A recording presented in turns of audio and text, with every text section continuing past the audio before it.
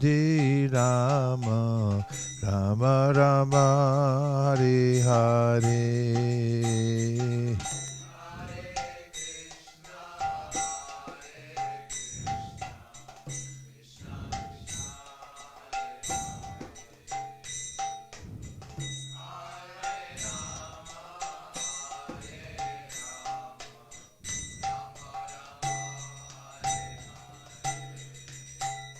Hare Krishna, Hare Krishna, Krishna Krishna, Hare Hare,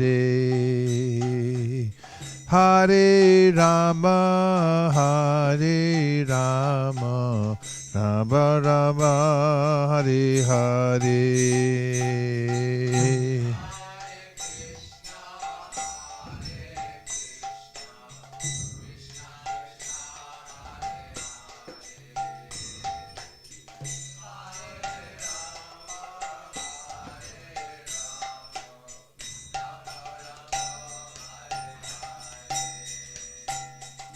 Hare Krishna, Hare Krishna, Krishna Krishna, Hare Hare,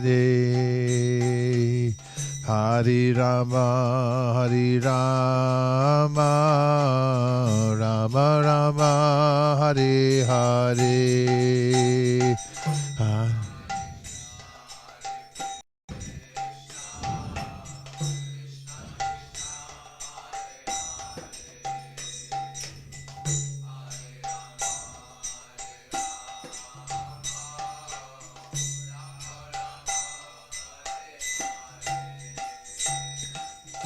Hare Krishna, Hare Krishna, Krishna Krishna, Hare Hare, Hare Rama, Hare Rama, Rama Rama, Hare Hare.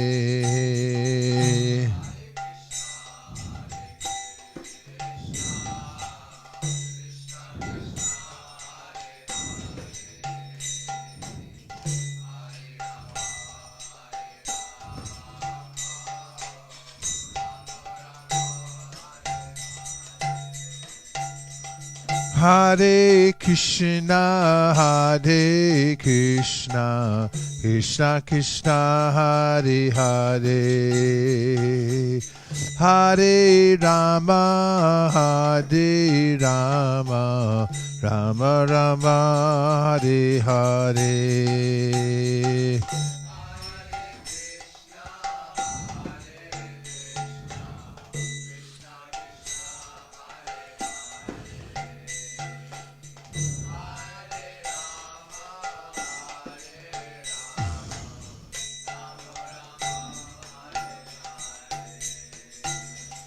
Hare Krishna, Hare Krishna, Krishna Krishna, Hare Hare, Hare Rama, Hare Rama, Rama Rama, Hare Hare.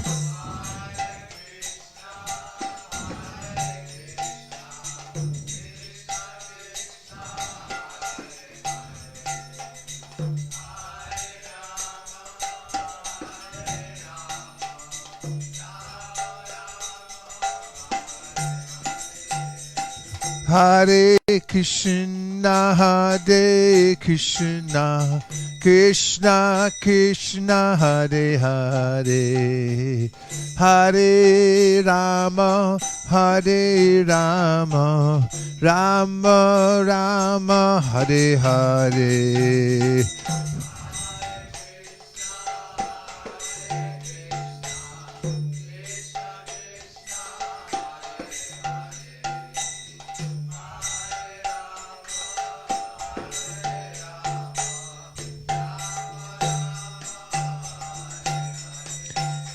Hare Krishna, Hare Krishna, Krishna Krishna, Hare Hare, Hare Rama, Hare Rama, Rama Rama, Hare Hare, Hare Krishna, Hare Krishna.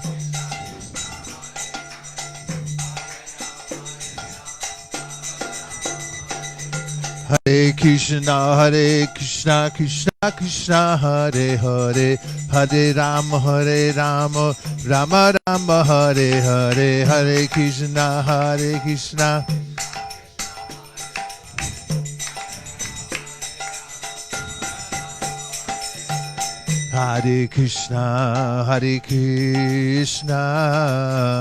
Krishna Krishna, Hare Hare, Hare Rama, Rama Rama, Hare Hare, Hare Krishna, Krishna Krishna, Hare Hare, Rama Hare Rama, Rama Rama, Hare Hare. Hare Krishna, Krishna Krishna, Hare Hare, Hare Rama, Rama Rama, Hare Hare, Hare Krishna, Krishna Krishna, Hare Hare.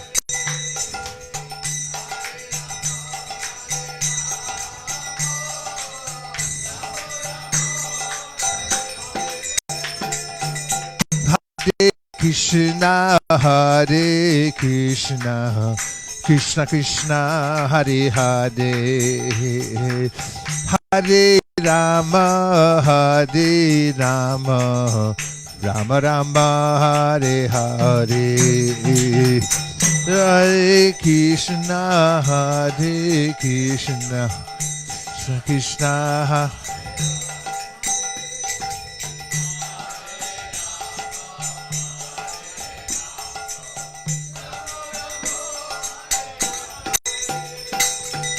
Hare Krishna, Krishna Krishna, Hare Hare, Hare Rama, Rama Rama, Hare Hare.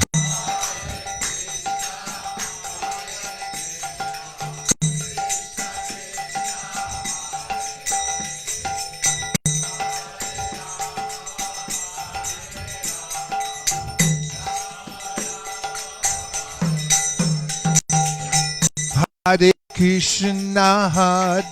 Krishna, Krishna Krishna, Hare Hare, Hare Rama, Rama Rama, Hare Hare, Hare Krishna.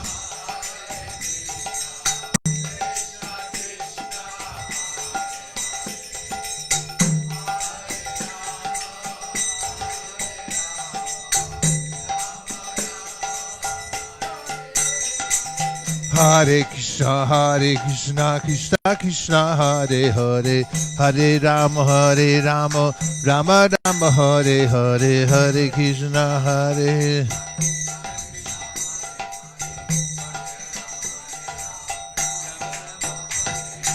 Hare Krishna, Krishna Krishna, Hare Hare, Hare Rama, Rama Rama, Hare Hare.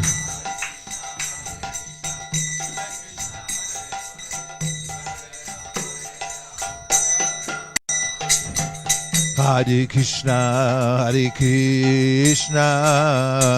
Krishna Krishna, Hare Hare, Hare Rama,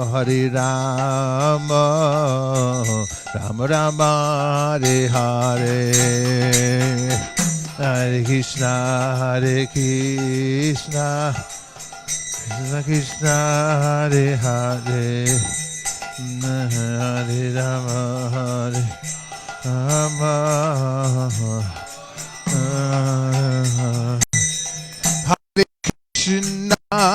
Hare Krishna, Krishna Krishna, Hare Hare, Hare Rama, Rama Rama, Hare Hare.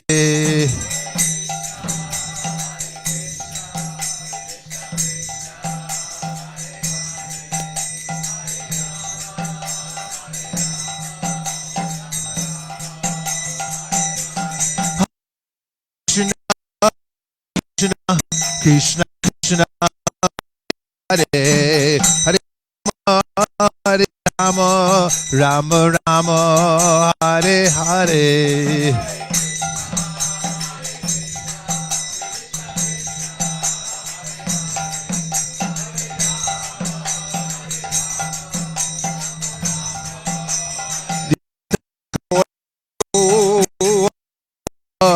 Hari Haribo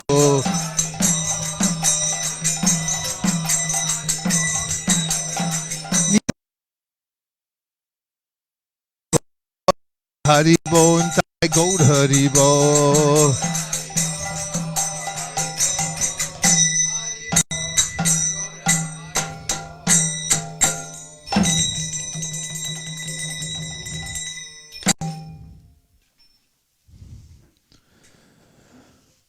Om Namo Bhagavate Vasudevaya. Let's move just a little this way and then we can put in case. Om Namo Bhagavate Vasudevaya.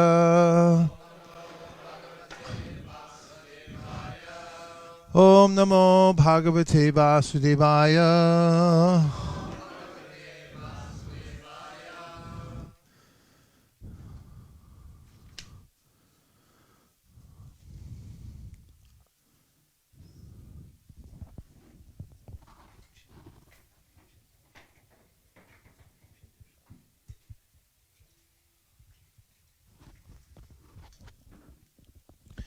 We're continuing our reading of the Srimad Bhagavatam, and we're up to Canto 7, Chapter 4. Hiranyakashipu terrorizes the universe. We're taking up where we left off at the lunch break at text number 41. 40 only. Finish 40. We're in 41 to the end. We'd like to welcome Achinta Chaitanya to the assembly from Mayapur Dham, and Nirkula Devi Dasi, a representative from California.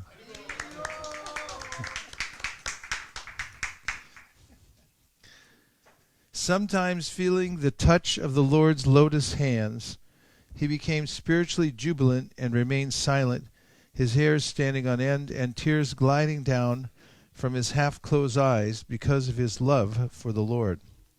Purport: when a devotee feels separation from the Lord, he becomes eager to see where the Lord is, and sometimes, when he feels pangs of separation, tears flow incessantly from his half-closed eyes. As stated by Sri Chaitanya Mahaprabhu in his Shikshashtaka, Yugayitam Nimishena Chakshusha Pravushayitam. The words Chakshusha, Pravushayitam, refer to tears falling incessantly from the devotee's eyes. These symptoms, which appear in pure devotional ecstasy, were visible in the body of Prahlad Maharaj. 42.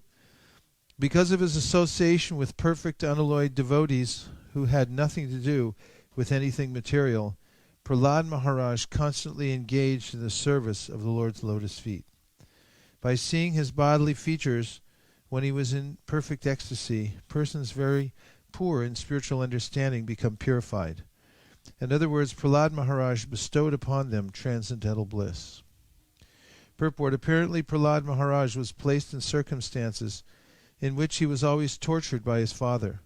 In such material conditions, one cannot have an undisturbed mind.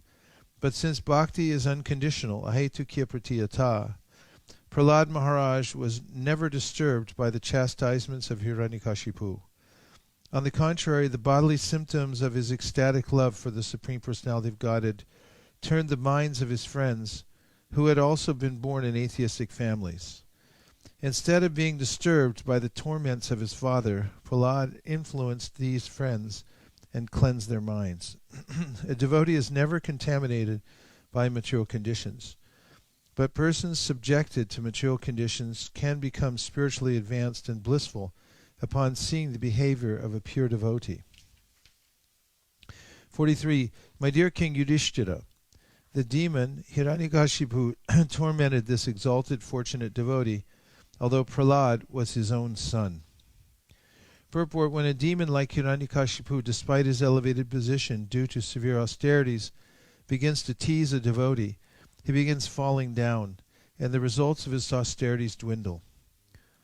One who oppresses a pure devotee loses all the results of his austerities, penances, and pious activities.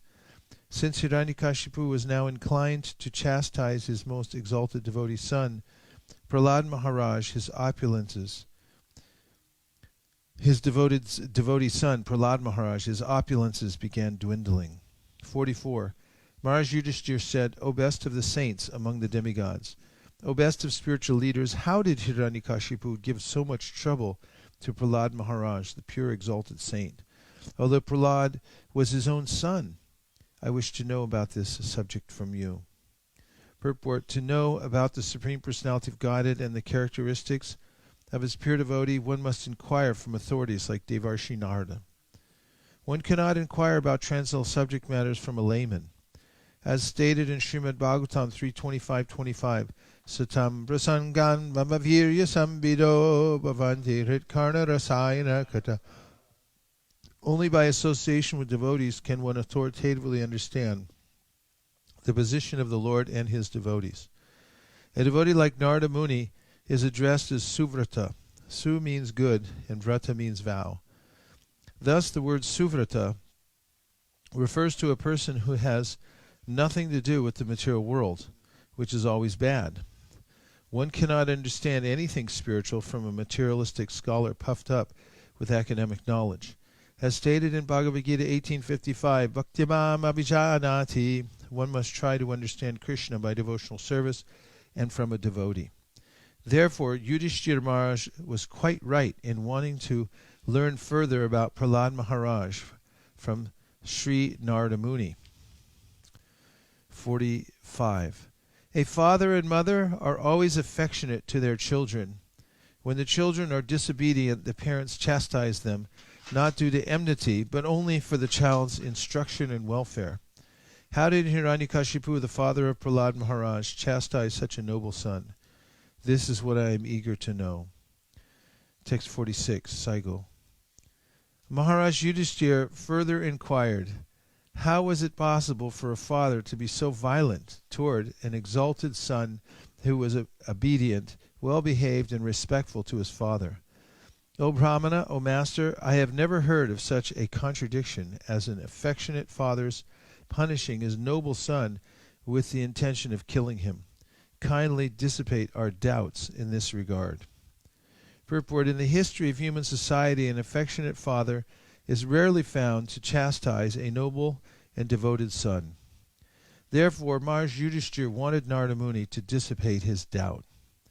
Thus end the Bhaktivedanta purports of the 7th canto, 4th chapter of the Srimad Bhagavatam, entitled Hiranyakashipu Terrorizes the Universe. Bravo. Bravissimo. Sadhu, sadhu.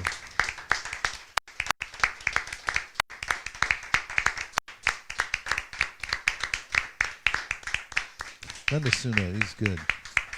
Nandasuna is good. Okay.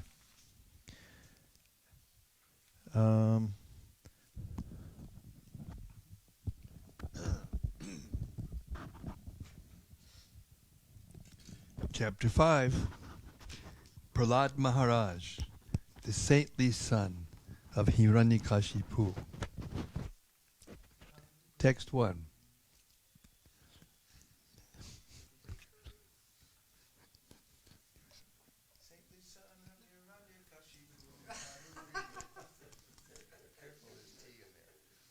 That's what I thought. Mood elevator you got in there, huh? Okay. You ought to. Text 1.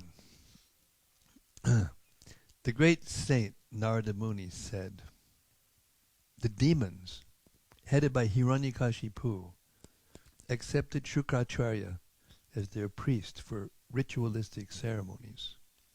Shukracharya's 2 sons, Shanda and Amarka, lived near Hiranyakashipu's palace. Purport. The beginning of the life story of Prahlad is recounted as follows.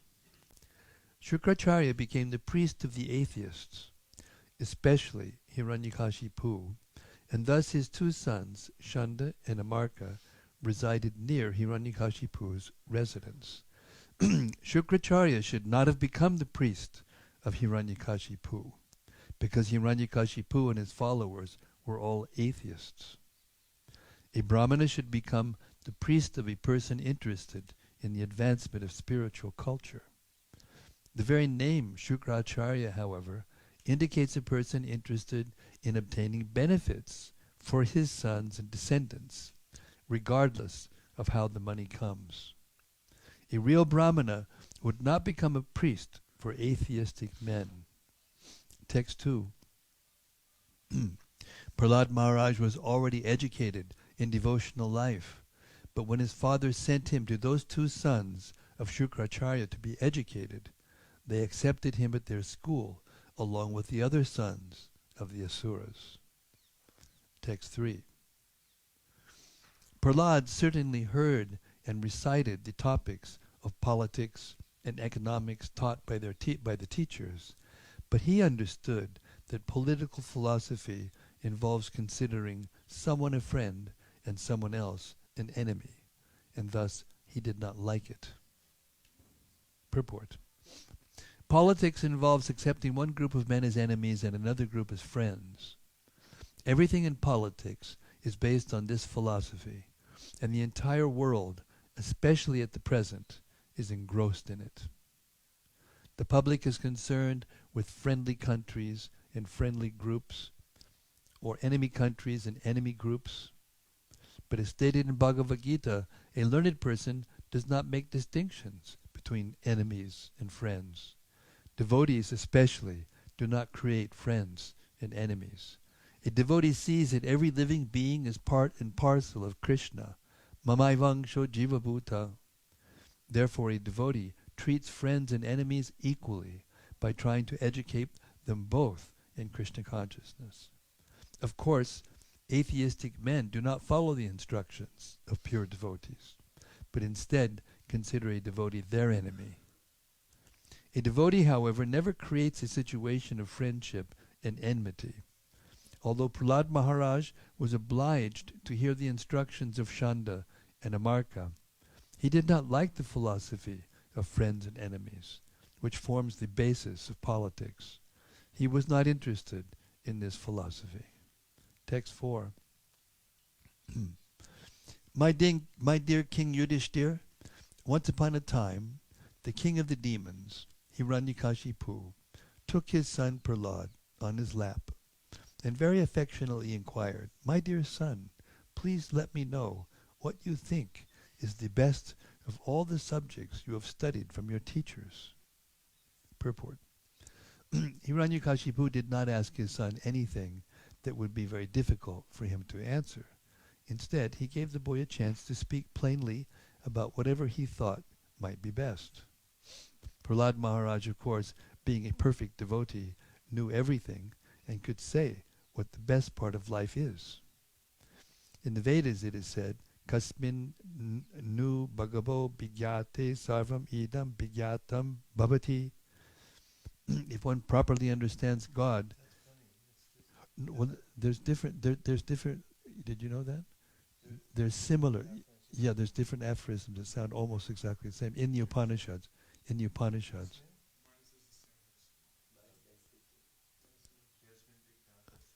Kasmin nu bhagavo bigyat. Kasmin nu bhagavo bigyate sarvam idam bigyatam bhavatiti. That's another sign that it's from a different part of the Upanishads.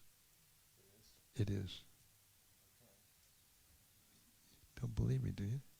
You can look it up. Say that again? No, it's not wrong. Huh?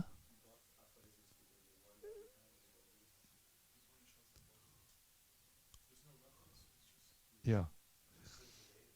Yeah. It's an Upanishad. I think we should continue reading. Report it to the Sabha.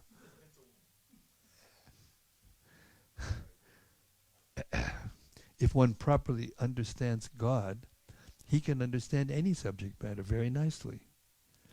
Sometimes we have to challenge big scientists and philosophers, but by the grace of Krishna, we emerge successful. It is impossible, practically speaking, for ordinary men to challenge scientists or philosophers concerning genuine knowledge. But a devotee can challenge them because the best of everything is known to a devotee by the grace of Krishna. As confirmed in Bhagavad Gita, Tesham evanukam partam aham jnana jam tamaha nashayam yatmavabasto jnana deepena basvata jnana deepena basvata jnana deepena basvata. Krishna, who is situated in the core of everyone's heart as the supersoul, dissipates all the ignorance from the heart of a devotee. As a special favor, he enlightens the devotee with all knowledge by putting before him the torch of light. Prahlad Maharaj therefore knew the best of knowledge, and when his father inquired from him, Prahlad gave him that knowledge. Prahlad Maharaj was able to solve the most difficult parts of problems because of his advanced Krishna consciousness. Therefore he replied as follows. Text 5. Prahlad Maharaj... Dehinam sada samudbignadiyam asat grahat hitvatmapatam grihamandakupam vanam gato yad dadim ashrayeta.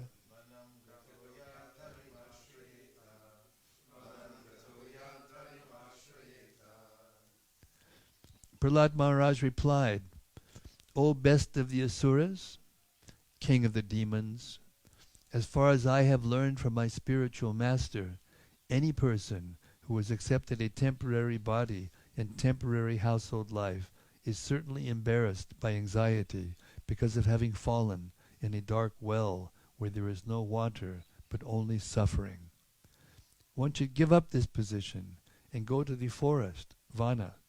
More clearly, one should go to Vrindavan, where only Krishna consciousness is prevalent, and should take shelter of the Supreme Personality of Godhead. Purport. Hiranyakashipu thought that Prahlad, being nothing but a small boy with no actual experience, might reply with something pleasing, but nothing practical. Prahlad Maharaj, however, being an exalted devotee, had acquired all the qualities of education. Bhaktir Bhagavatya Kinchana Sarvai Samtas.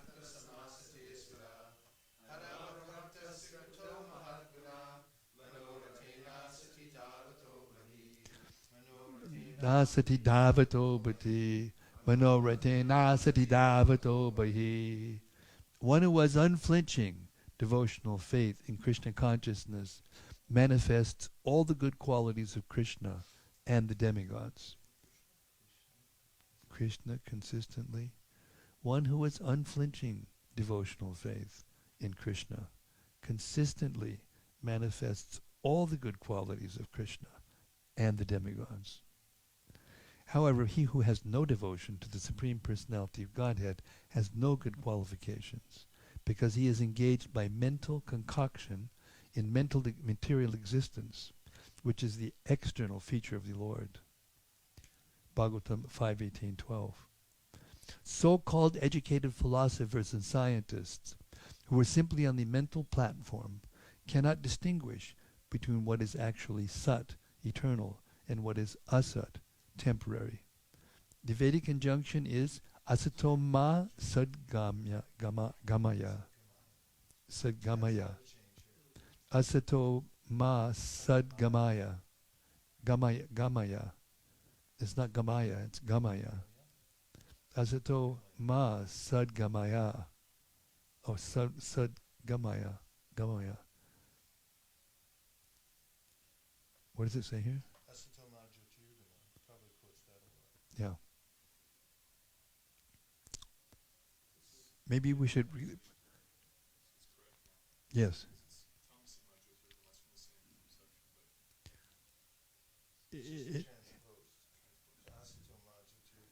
It's not just It's not just transposed. There's two different places where it's different. Yeah, but it's not asatoma, jyotirgamaya. It's tamasima, jyotirgamaya. Yes, exactly. And it's asatoma, surgamaya. Yeah, it's different. Transposed, right? Not necessarily. It can be from a different place, and Different.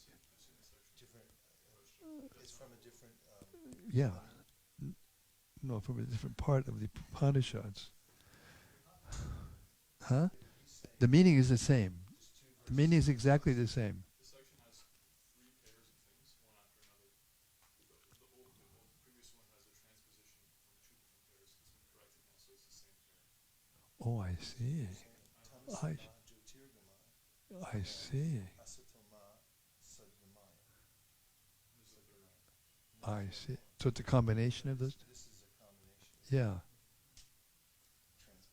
transposed. Now I got it. I got it.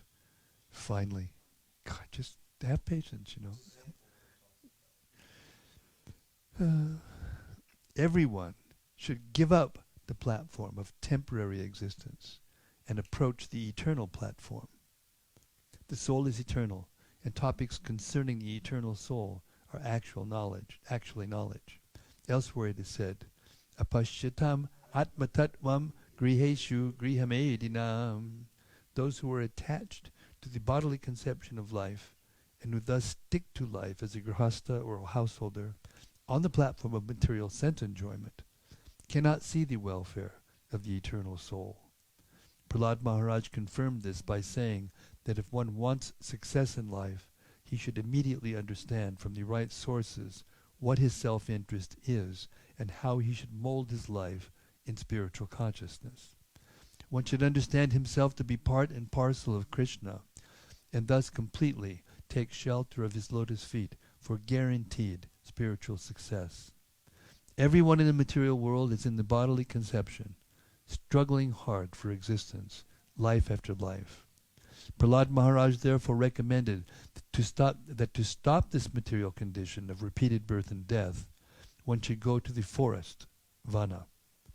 In the Varnashram system, one first becomes a brahmachari, then a grihastha, a vanaprastha, and finally a sannyasi.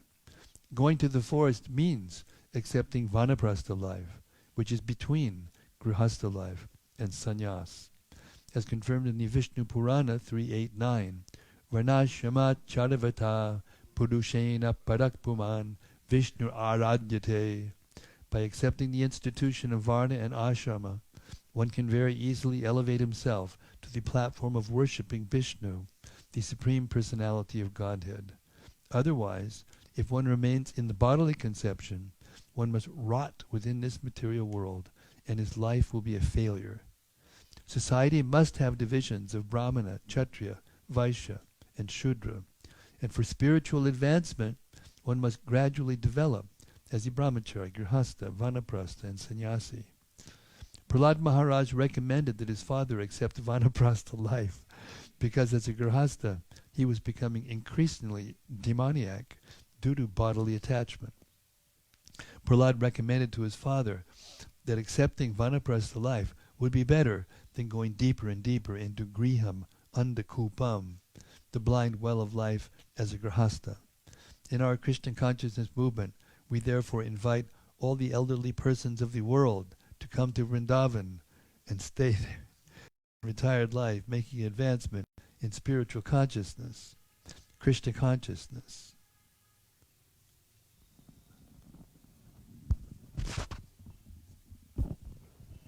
Six, Narada Muni continued, when Prahlad Maharaj spoke about the path of self-realization and devotional service, thus being faithful to the camp of his father's enemies, Hiranyakashipu, the king of the demons, heard Prahlad's words, and he laughingly said, Thus is the intelligence of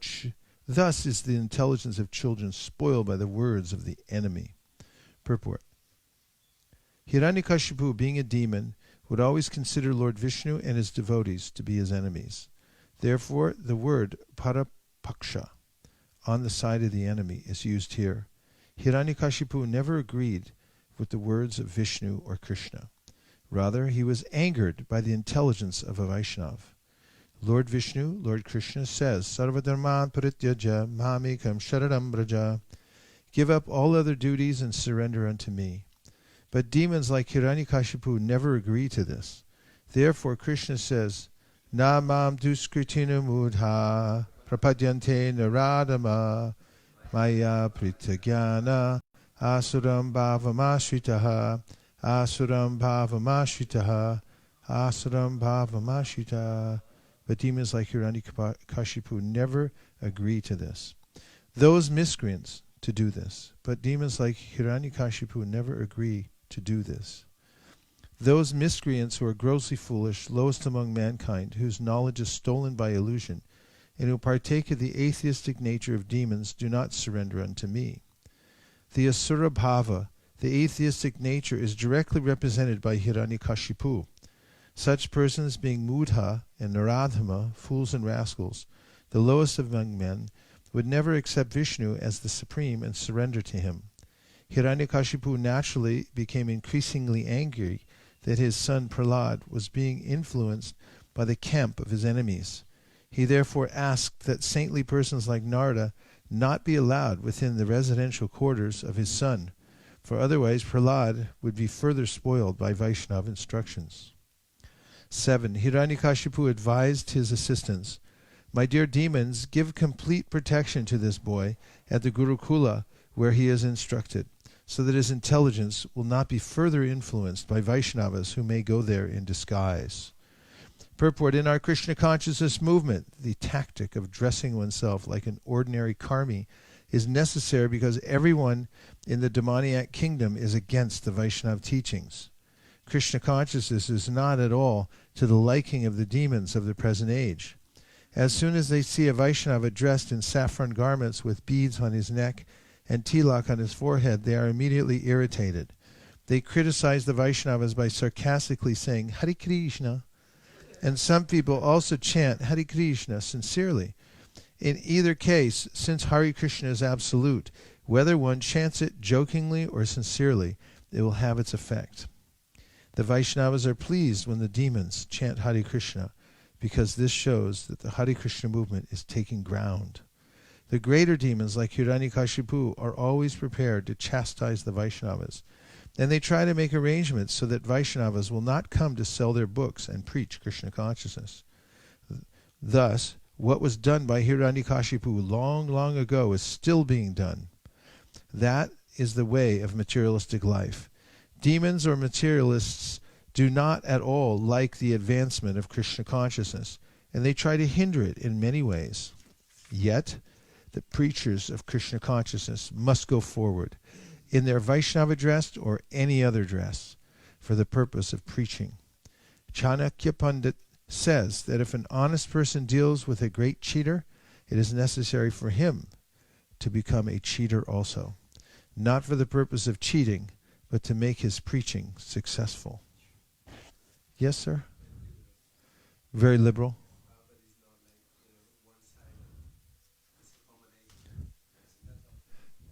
Yeah.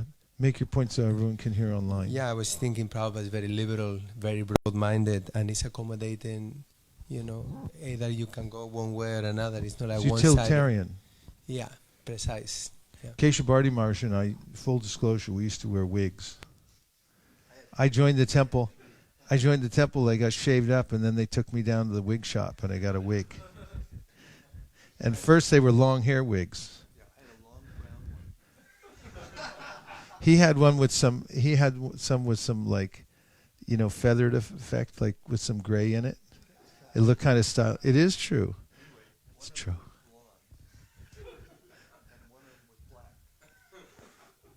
And we used to have in the Brahmacharya ashram, we'd have these styrofoam heads, and then when we get back, we'd wash our wig with special, and we'd put it on the, and you come in and you see the wigs lined up. Some people like Suridas who didn't wash his wig, and he'd keep it in the bottom of his book bag, He'd just run in the airport, throw it on his head. We called it the raccoon. It was like wearing a raccoon on his head. Then when one of the security guys saw me coming on the other side, they go, and I go, and I go out to the and put a different wig. And first we had long hair wigs with a part in the middle. And then when I got to Chicago, they said, hey, we're wearing short. It was a big revolutionary thing that we're wearing short hair wigs now. Because in the 70s, we were always talking to like young people, hippies. They all had long hair.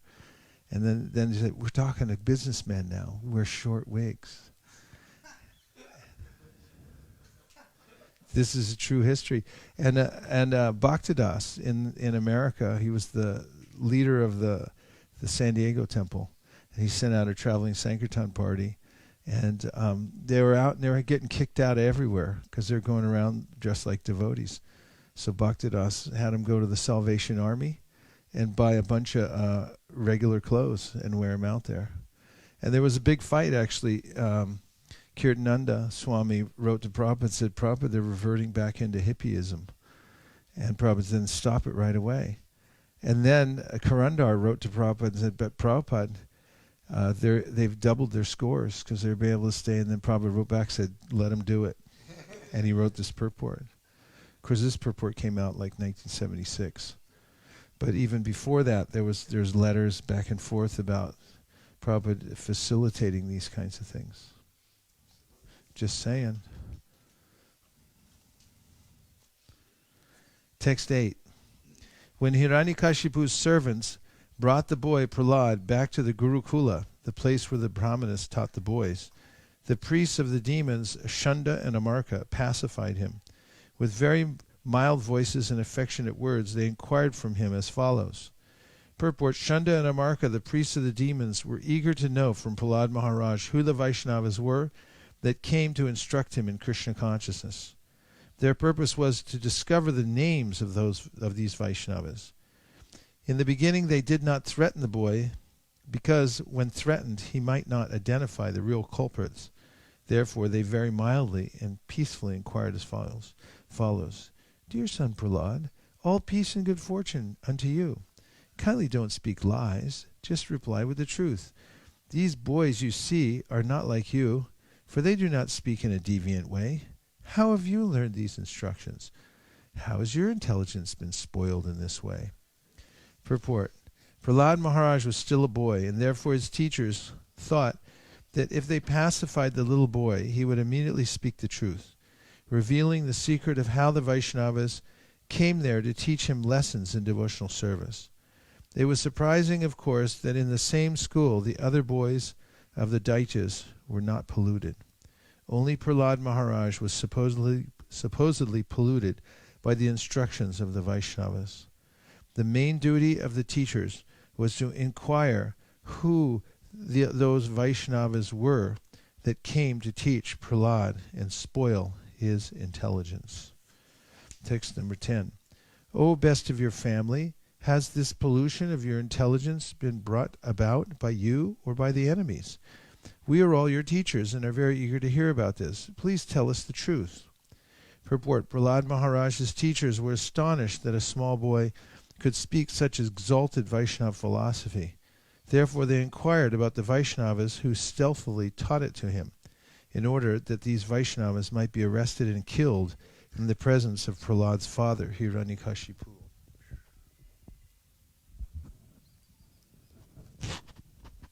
Text 11.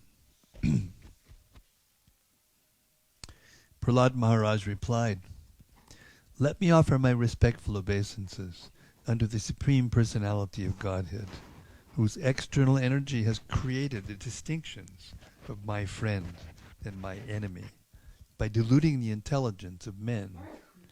Indeed, I am now actually experiencing this, although I have previously heard it from authoritative sources.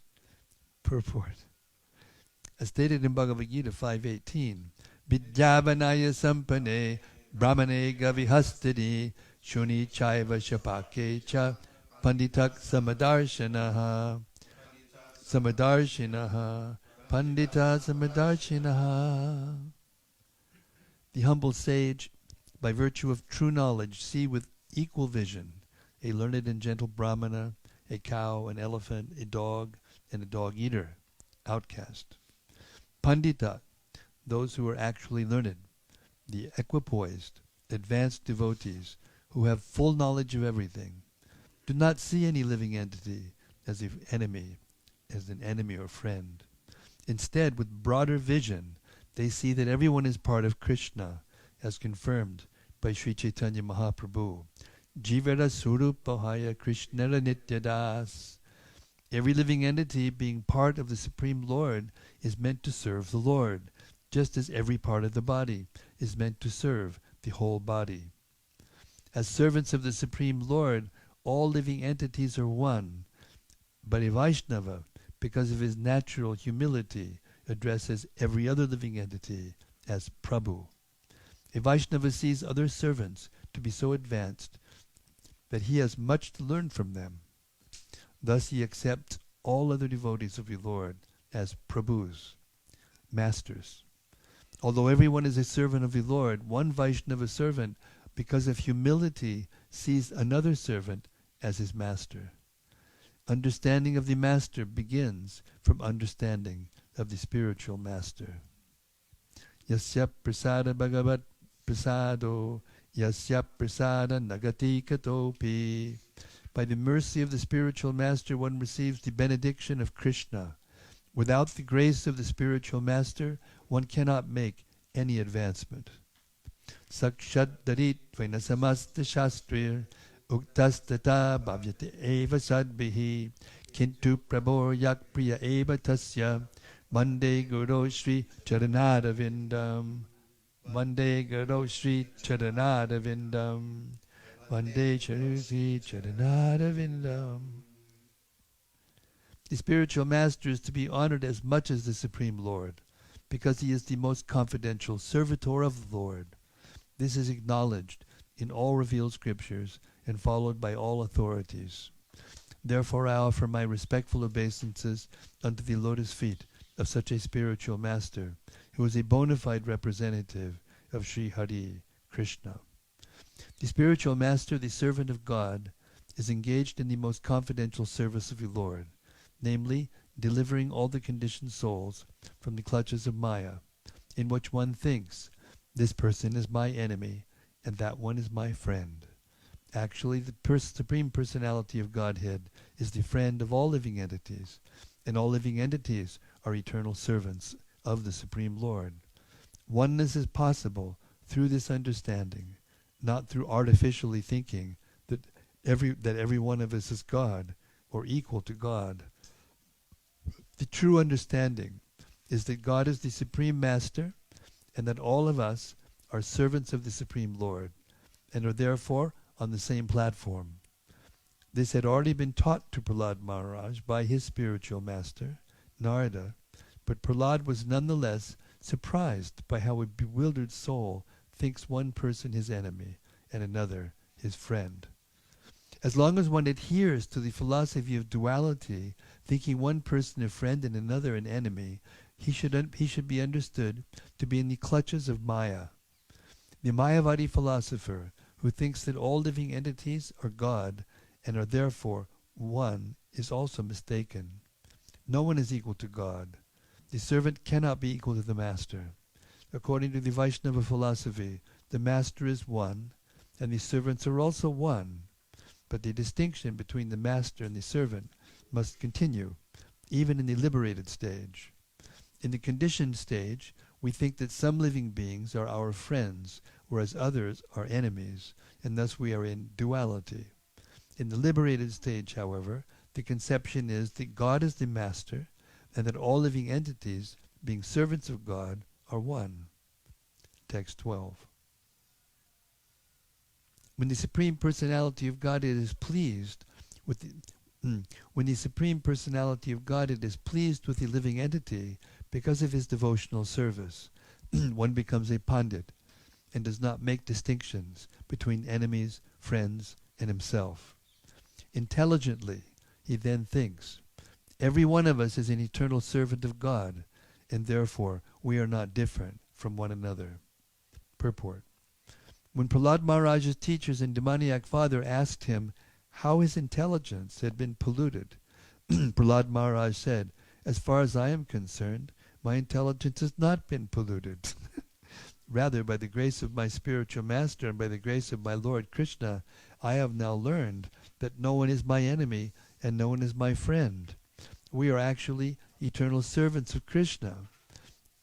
But under the influence of the external energy, we think that we are separately situated from the Supreme Personality of Godhead as friends and enemies of one another. This mistaken idea has now been corrected, and therefore, unlike ordinary beings, human beings, I no longer think that I am God and that others are my friends and enemies. Now I am rightly thinking that everyone is an eternal servant of God and that our duty is to serve the Supreme Master, for then we shall stand on the platform of oneness as servants. Demons think of everyone as a friend or enemy, but Vaishnavas say that since everyone is a servant of the Lord, everyone is on the same platform. Therefore, a Vaishnava treats other living entities neither as friends nor as enemies, but instead tries to spread Krishna consciousness, teaching everyone that we are all one as servants of the Supreme Lord, but are uselessly wasting our valuable lives by creating nations, communities, and other groups of friends and enemies. Everyone should come to the platform of Krishna consciousness and thus feel oneness as a servant of the Lord. Although there are 8,400,000 species of life, a Vaishnava feels this oneness. The Ishopanishad advises, Ekatvam Anupashyatak. A devotee should see the Supreme Personality of Godhead to be situated in everyone's heart. He should also see every living entity as an eternal servant of the Lord. This vision is called Ekatvam, oneness. Although there is a relationship of master and servant, both master and servant are one because of their spiritual identity. This is also Ekatvam, Ekatvam, Ekatvam. Thus the conception of Ekatvam for the Vaishnava is different from that of the Mayavadi. Hiranyakashipu asked Prahlad Maharaj how he had become antagonistic to his family. When a family member is killed by an enemy, all the members of the family would naturally be inimical to the murderer. But Hiranyakashipu saw that Prahlad had become friendly with the murderer. Therefore he asked, "Who has created this kind of intelligence in you? Have you developed this consciousness?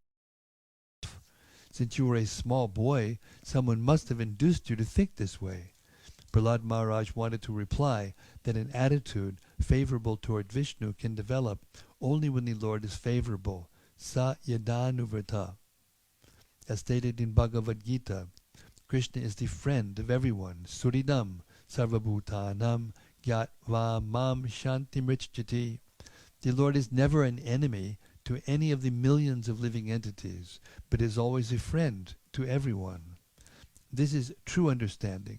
If one thinks that the Lord is an enemy, his intelligence is pashu buddhi, the intelligence of an animal. He falsely thinks, I am different from my enemy, and my enemy is different from me. The enemy has done this, and therefore my duty is to kill him. This misconception is described in this verse as Beda Gatasati. The actual fact is that everyone is a servant of the Lord, as confirmed in Chaitanya Charitamrita by Sri Chaitanya Mahaprabhu. Jivira Surupohaya Krishnera Nityadas. As servants of the Lord, we are one, and there can be no questions of enmity or friendship. If one actually understands that every one of us is a servant of the Lord, where's the question of enemy or friend? Everyone should be friendly for the service of the Lord. Everyone should praise another's service to the Lord and not be proud of his own service. I'll repeat that. Everyone should be friendly for the service of the Lord. Everyone should praise another's service to the Lord and not be proud of his own service. This is the way of Vaishnava thinking, Vaikuntha thinking. There may be rivalries and apparent competition between servants in performing service, but in the Vaikuntha planets, the service of another servant is appreciated, not condemned. This is Vaikuntha competition. there is no question of enmity between servants. Everyone should be allowed to render service to the Lord to the best of his ability, and everyone should appreciate the service of others.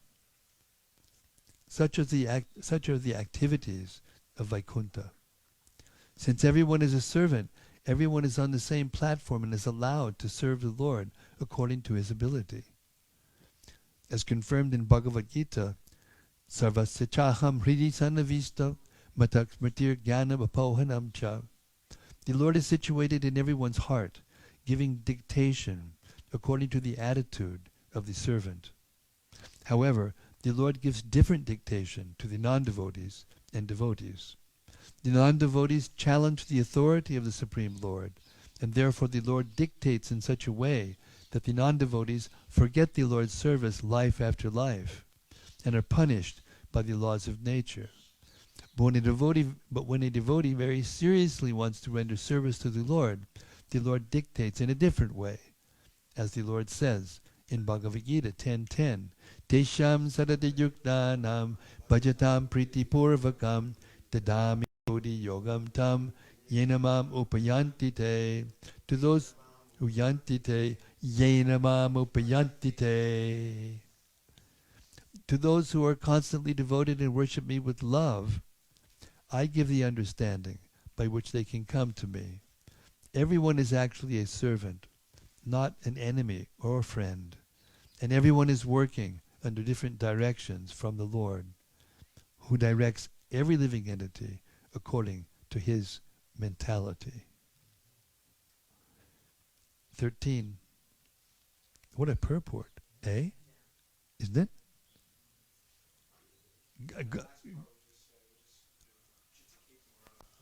Great Gobble Champ was going to say something.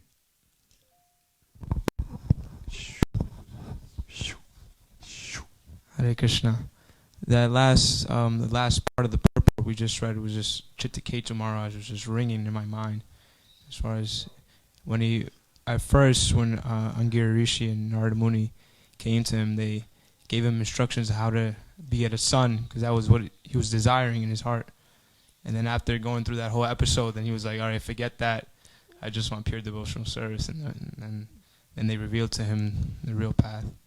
Mm. Mm. 13.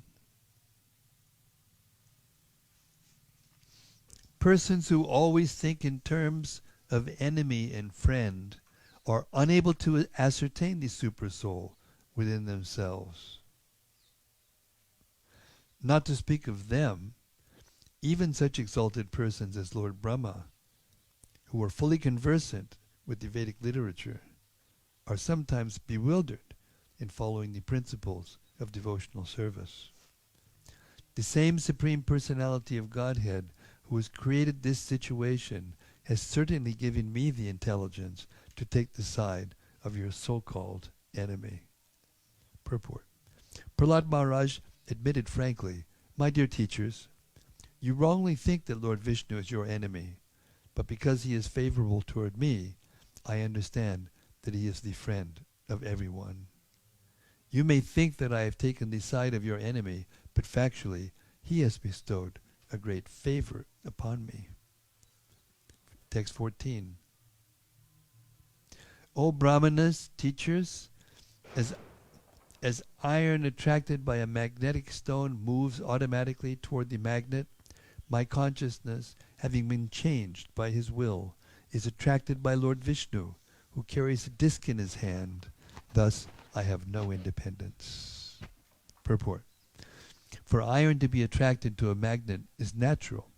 Similarly, for all living entities to be attracted toward Krishna is natural, and therefore the Lord's real name is Krishna, meaning he who attracts everyone and everything.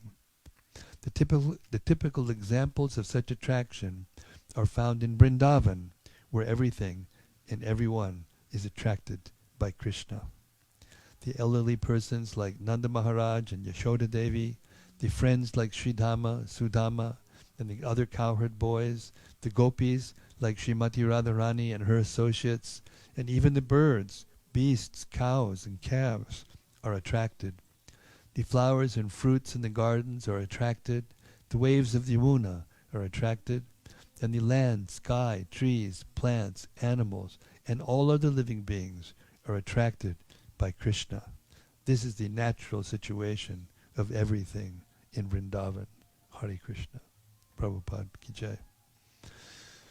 Just contrary to the affairs of Vrindavan is the material world, where no one is attracted by Krishna and everyone is attracted by Maya.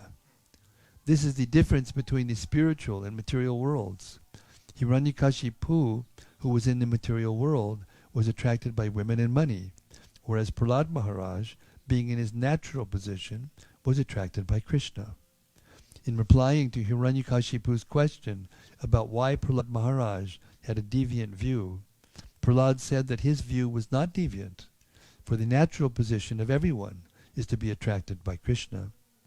Hiranyakashipu found this view deviant. Prahlad said, because of being unnaturally unattracted by Krishna. Hiranyakashipu therefore needed purification. As soon as one is purified of material contamination, he is again attracted by Krishna. Sarvopadi vinirmuktam tatpadat vena nirmalam. In the material world, everyone is contaminated by the dirt of sense gratification and is acting according to different designations, sometimes as a human being, sometimes as a beast, sometimes a demigod or tree, and so on. One must be cleansed of all these designations. Then one will be naturally attracted to Krishna. The bhakti process purifies the living entity of all unnatural attractions. When one is purified, he is attracted by Krishna and begins to serve Krishna instead of serving Maya. This is his natural position. A devotee is unattracted by Krishna. A devotee is attracted by Krishna, whereas a non-devotee, being contaminated by the dirt of material enjoyment, is not. This is confirmed by the Lord in Bhagavad Gita 7:28. Yesham tvantagatam papam jananam punyakarmanam te dvandva maham nirmukta bhajante mam dridavrataha bhajante mam dridavrataha bhajante mam dridavrataha. Persons who have acted piously in previous lives and in this life, whose sinful actions are completely eradicated and who are freed from the duality of delusion, engage themselves in my service with determination. One must be freed from all the sinful dirt of material existence. Everyone in this material is dominated by material desire. Unless one is free from all material desire, anyabhilashita shunyam, one cannot be attracted by Krishna. Text 15. The great Saint Narada Muni continued. The great soul Prahlad Maharaj became silent after saying this to his teachers, Chanda and Amarka, the seminal sons of Shukracharya. These so-called Brahmanas then became angry at him. Because they were servants of Hiranyakashipu, they were very sorry. And to chastise Prahlad Maharaj, they spoke as follows. Purport. The word Shukra means semen. The sons of Shukracharya were Brahmanas by birthright, but an actual Brahmana is one who possesses the Brahminical qualities. The Brahmanas, Chanda and Amarka, being seminal sons of Shukracharya, did not actually possess real Brahminical qualifications, for they engaged as servants of Hiranyakashipu. An actual Brahmana is very much satisfied to see anyone, not to speak of his disciple, become a devotee of Lord Krishna. Such Brahmanas are meant to satisfy the Supreme Master. A Brahmana is strictly prohibited from being a servant of anyone else, for that is the business of dogs and Shudras. A dog must satisfy his master, but a Brahmana does not have to satisfy anyone. He is simply meant to satisfy Krishna. Anukulyana Krishna Nushilanam. That is the real qualification of a Brahmana. Because Shanda and Amarka were seminal brahmanas and had become servants of such a master as Hiranyakashipu, they unnecessarily wanted to chastise Prahlad Maharaj. Reflections? Anything that you all heard that you'd like to reflect back? Yes, Mahendra Prabhu. Could you pass him the mic, please? I was just struck by the purport of the 12th verse, the long purport, and the part where Prabhupada spoke about the Vaikuntha mood. But what? The Vaikuntha mood. Vaikuntha mood. Where everyone is united, there's oneness, although there might be sometimes, as he says, let's see, there may be rivalries and apparent competition between servants in performing service, but in the Vaikuntha plan, as the service of another servant is appreciated, not condemned. So it still allows for competition, but it's transcendental. There is no enmity, and everyone appreciates the other, although they try to compete to please Krishna. But how the way Prabhupada put it was very impressive for me. Thank you very much. A few more reflections, things that you heard. Yes, Nandu. Hare Krishna, I like that part where it was explained that it's natural for the living entities to be attracted towards Krishna. And I liked the iron, like the iron to the magnet. And Prabhupada was explaining that it's like that in Vrindavan. And Maharaj said, or he explained that the devotees hold the spiritual world in a special esteem because there it's a place where you only associate with devotees and everyone is attracted towards Krishna. So I remembered that. And wasn't it also in the same context that you said in the material world everyone's attracted to the external energy? It's kind of true, isn't it? Everyone's enamored of the material energy, but in the Vrindavan, it's you can see how with the same kind of enthusiasm that people chase after Maya, they chase after Krishna in the spiritual world. I'm always struck when Prabhupada talks about ISKCON and the Krishna consciousness movement and applies these principles to how we are supposed to treat one another and be in order to spread Krishna consciousness. And I don't remember whether it was Prabhupada who said, or someone said, that these are his ecstasies. When he used to say his purports were his ecstasies, especially Chaitanya Charitamrita, emotional ecstasies. And I was just thinking that when he does that and applies it to his own service to a spiritual master, that's to me, it's the nicest thing to hear of his ecstasies, how he feels about how we're supposed to act and what we're supposed to do in this movement. And there was one paragraph where he talked directly about, how in ISKCON we're supposed to, treat each other like we're spiritual beings or spiritual souls and cooperate. Going back a couple of chapters, I was reflecting on Hiranyakashipu's determination to perform his austerities, where he said that I'm eternal and I'm eternal, so if I just start now, at some point I'll be Brahma. And I was thinking about Rukmini, because Rukmini had the same thing in the pure form, that I don't care how long it takes. I'll live and die and just keep performing austerities and do what I have to get you as my husband, Krishna. I noticed in that section also that he outdid Brihaspati because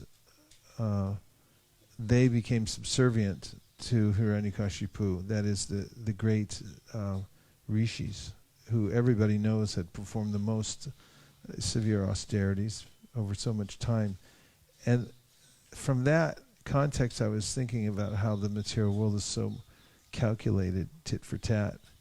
This idea of elevation, you get a certain number of frequent flyer miles and you move up to the next level.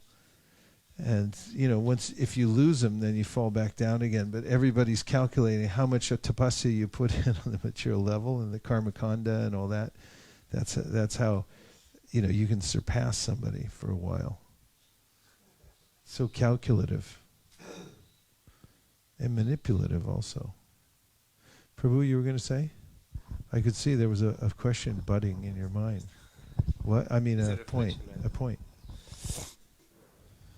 It's just, I find this point about, I just read, as long as one adheres to the philosophy of duality, thinking one person a friend and another an enemy, he should be understood to be in the clutches of Maya. And I just see like a follow-up of the theme that we have been discussing for so many chapters about how the devotee is not concerned with duality. And the duality arises from a conception of being separate from God, arises from ego. We see things as separate from God so that we can enjoy them, and then we accept and reject. But when we put Krishna in the center, then the duality is eliminated. And Prabhupada explains in this purport like really nicely, because the most difficult thing, duality, to give up is this friendship and enemies. Heat, cold, all this is easier, but when dealing with friends and enemies, very, very difficult. So anyway, that was my... Thank you. Yes, anything more? Yes. I have a question, if that's okay. Yeah. About friends and enemies, in terms of, like, one of the purports that said a devotee doesn't have any friends and enemies, he just preaches Krishna consciousness, something like that. I'm wondering, it seems like an immature understanding would be that it doesn't matter how you treat devotees then. If you don't have any friends, you just stick to your preaching, you don't treat each other very well. That It's seems really- like that could come from that It's type of statement. I think it's more like semantics in this case about what friends and enemies actually means. And the reason I think that is because there is a way in which we're advised to make friends with devotees. Ishvare taradineshu balisheshu tu satsucha prema maitri kripopeksha yakaroti samadhyamaha. So the admonition given to the Madhyama Adhikari is that for the towards the devotees we should have maitri, or friendship. And however it's described by Rupa Goswami, it should be appropriate friendship according to the level of the devotee. And it's based on their spiritual achievement. So for those who just say Hare Krishna, then we should, in our mind, respect them. For those who've become initiated and are chanting, we should get down and offer obeisances. And for those who have become advanced in the process of Krishna consciousness, whose hearts have actually become purified of the propensity to criticize others, then we should serve them faithfully, and so forth. So there is a sense in which amongst devotees we should make appropriate friendships. But the kind of friends and enemies that are being talked about here is based on material calculation. That I'm an enemy of this person because they challenge my property, my sense of my false self, my false ego. And the other people, I like them because they support me. For instance, so much here is mentioned in politics, that polarization because somebody has a slightly different view than me. Devotees are able to rise above that and not reproach others based on some political understanding or the fact that they're not in the same country or something like that. So many times we heard the verse Vidya Vinaya Sampane, the devotee is able to see equally all living entities. But on the spiritual level, there's definitely a sense of friendship, and it's presented as being very important how we make those friendships and how we engage in proper relationships with devotees. In fact, it's even said before the verse I quoted from Rupa Goswami about the different levels, that dadati pratigranati kuyamakyati prachiti punkte bojayate chaiva shadvidam pratilakshanam. Pratilakshana means there should be loving relationships between devotees, and even names the 6 ways in which we do that: giving gifts, accepting gifts, giving prasad, accepting prasad, speaking what's in our heart, and hearing what others have in their hearts, their realizations about Krishna consciousness, so forth. Those are all emphasized even before he says anything about chanting Hare Krishna. So it's a matter of understanding what the real meaning of not making friends and enemies means, not on a superficial level, that somebody becomes my friend because they gratify my senses, or they become my enemy because they threaten my sense of false ego. Right? My territory, yeah. As devotees, if you don't have any sense of territory and everything's being supplied by Krishna, then you don't feel threatened by people, because you're only depending on Krishna. Prabhu? Mahendra? That connection, would you say something more in terms of that we see also amongst devotees, maybe not to that extreme as the words are used, friends and enemies, but in the Sanskrit it's like swa and para, and it is its own and others, and there are camps and all kinds of camps between devotees, divided in groups. This party spirit, liberals, conservatives, and this and that, and there is tension sometimes which breaks this unity of which Prabhupada talks about. This is the Vaikuntha mood. So, what do you say? How After you. There's a famous letter which Prabhupada wrote. We call it the Utopia letter. And it deals with this subject matter very thoroughly. And it's a nice long letter. And in that letter, Srila Prabhupada says that it isn't that because there may be some difference of opinion or mismanagement or things like that, that this is impersonalism and everyone should be one in agreement. It's not like that. He said even in the spiritual world, there's differences of opinion because the nature of a living entity is to have its own nature. And therefore, no two souls will agree on everything, even in the spiritual world. And therefore, even in the spiritual world, you find groups and camps and right-wing, left-wing, and all those things are going on in the spiritual world. Of course, there it's with Krishna completely in the center, and therefore it doesn't develop into enmity or the materialistic concepts that we do in this material world. But still, Srila Prabhupada was asking us not to have a utopian attitude, that if we're not agreeing with one another, if we're in a camp, then that means that there's something necessarily wrong, or it's not one, as long as Krishna's in the center. And then he went on to say that the devotees are, what did he say? Better than, they're the best persons. No, better than kings, each all one of them. Yeah. So we should see like that, see the service of others, Prabhupada said in that same letter. He even used the example when he was talking about how there's differences of opinions or seeming mistakes.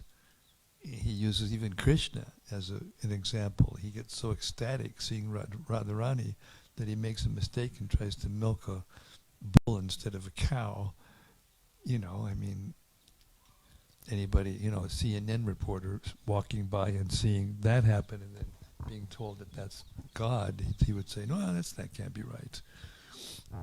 So, a nice, thank you, Maharaj. A nice example of seeing different camps communicating to one another in a friendly mood is Sri Chaitanya Mahaprabhu with Vyankatabhata.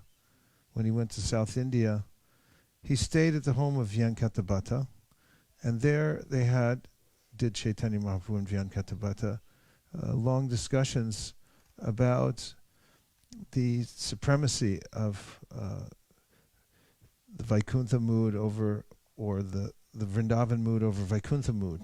Chaitanya Mahaprabhu was pushing this idea that, okay, you worship Vaikuntha, the Lord of Vaikuntha, we worship Krishna in Vrindavan, so which one's better? And then he was offering all kinds of proof in that conversation, but the author points out that it was in a very pleasant and almost a joking mood, lighthearted. as they were discussing. There was no acrimony that, how dare you, like you're going to hell, and none of those kinds of things. So there's ways in which advanced devotees can be in different camps and at the same time appreciate that there are differences. One time when Prabhupada was asked on a morning walk, why are there all these differences amongst Vaishnavas? And Prabhupada said, that is not difference, it is variety. In one fell swoop, he gave the right context, or the proper context for understanding these things.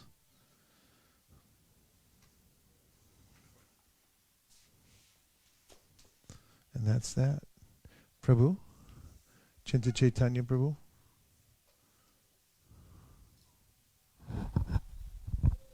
Speaking about differences of opinions, Prabhupada also draws a line when he says in the Chaitanya Charitamrita that any opinion different from the opinion of the spiritual master is useless. I mean, referring to himself in that particular context. So, I mean, while there could be difference of opinion, there should not be difference from Prabhupada's own opinions.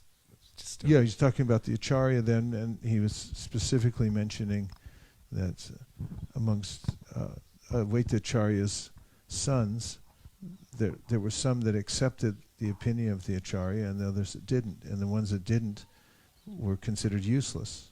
So that's an important criterion that we have to see according to Guru, Sadhu, and Shastra. And if someone has their own opinion or makes an apasampradaya or something like that, then the Shastras say that we have to make distinction. But also Prabhupada told how to do that as well. When devotees first came to India, and there were all kinds of camps in India, naturally. And they would come to the young devotees and say, what do you think of Swami such and such? And Prabhupada would say, don't assail the Swami, but assail the philosophy, and ask him first what is his philosophy, and then talk about the philosophy itself. Instead of making ad hominem attacks against people, it's a much wiser way to deal with people than to deal with their philosophy and then argue on that basis compared to standard scriptures like the Bhagavad Gita. Last point?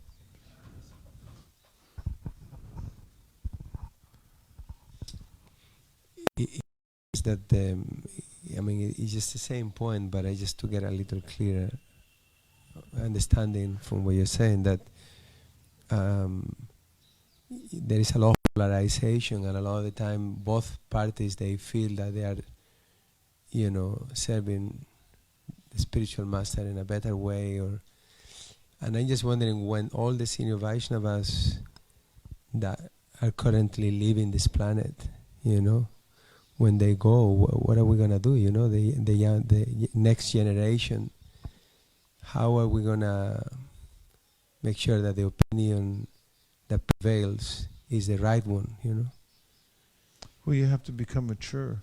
Mature people know how to accommodate differences of opinion and compartmentalize it. In fact, Prabhupada once said that the sign of a wise person is being able to hold contradictory ideas in the mind without, he didn't say freaking out, but I would say. And Prabhupada said if the sign of a wise person is to be able to hold contradictory, opposing ideas within the mind. Those things happen all the time. And I think that it's important that devotees study the way Prabhupada, not just Prabhupada's all his books, but also the way in which he dealt with the varieties of people that came into the movement. There were so many different kinds of people. So some people, they had differences of opinion because of culture, lifestyle, even philosophy. And Prabhupada did his best. He went out of his way to accommodate the best intentions of the people who came. You can read some of the discussions about Siddha Sarupananda, who came to the Krishna conscious movement. He was a guru in his own right. He had a big following. And he was a guru type from the very beginning. And then when he read Prabhupada's books, he brought all his disciples, gave them to Prabhupada. But still there was a lot of people that followed him, and there was a sort of sense of separateness from him. And if you study how Prabhupada dealt with that, although a lot of devotees were very concerned about it, and Prabhupada was too to some degree, but he went out of his way to make sure that although he made a distinction between that group and ISKCON and so forth, he didn't summarily cut off Siddhaswarupananda from his service. He extends himself in every way possible to accommodate him so that he can continue serving. Right, Maharaj? I remember. Is the mic out there somewhere? I remember specifically a morning walk. I think it was may have been around 75 or 76, in which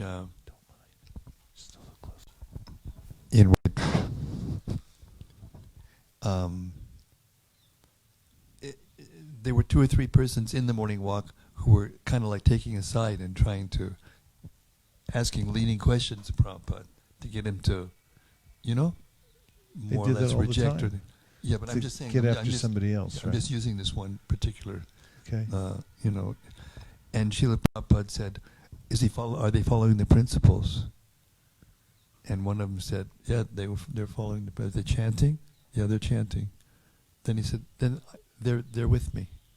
In other words, if someone followed the 4 regular principles and chanted Hare Krishna, their rounds, properly, then he would accept them as connected with him. He wouldn't reject them based on something that might not be in agreement with someone else. Now that it led to something, and then it developed into something more in which lines had to be drawn more clearly.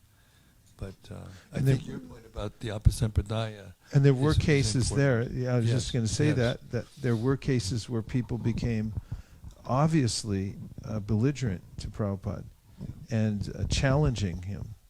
And in those cases, Prabhupada was very strong in cutting them off. It was very rare that he did that because there weren't that many people that went that far. Most people had sensual problems and he drifted away. And Prabhupada did everything he could to make sure that they got reconnected, that they weren't ostracized because of that.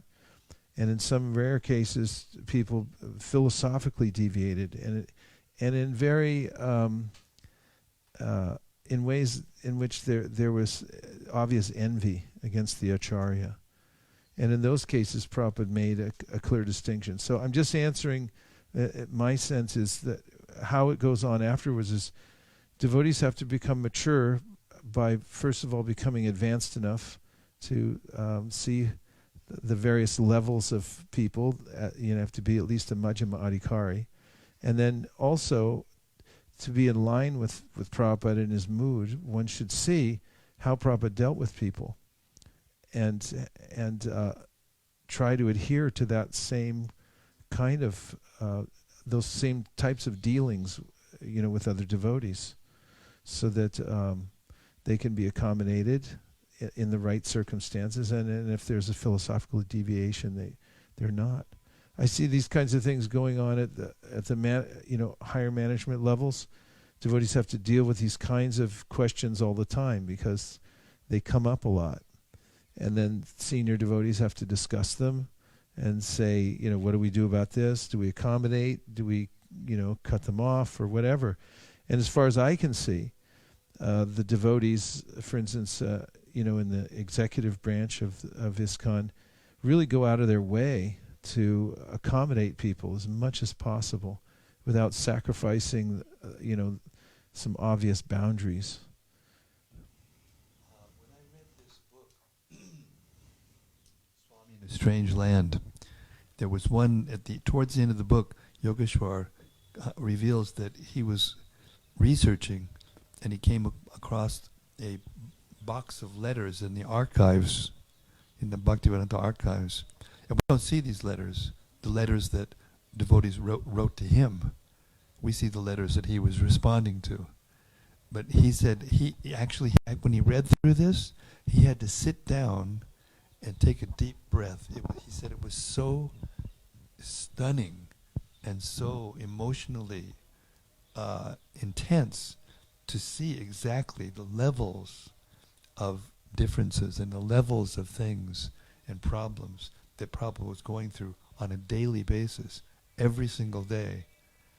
and how Prabhupada dealt with them in the letters. He said it was just stunning to see how Srila Prabhupada didn't take that, spiritual master, what spiritual master agrees or doesn't agree, and it's used. He was amazing. How accommodating it was. Not just accommodating. How he dealt with each one.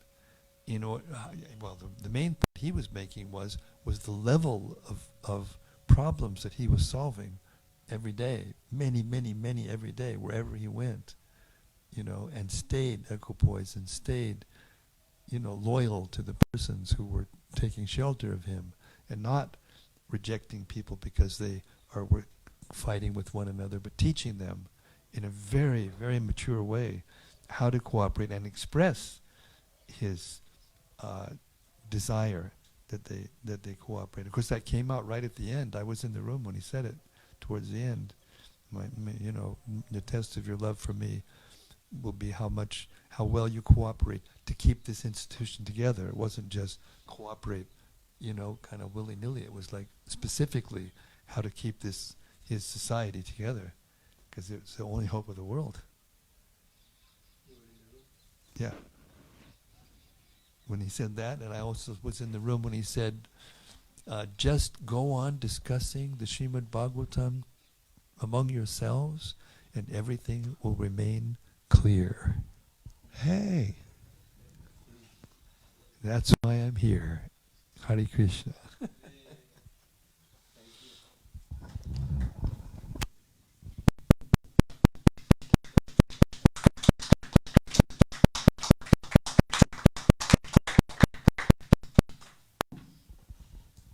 And that brings us to the cow break. We'll be back here at 27 minutes after the hour. Please be on time. Thank you. Hare Krishna. Gaur Premanande Haribo.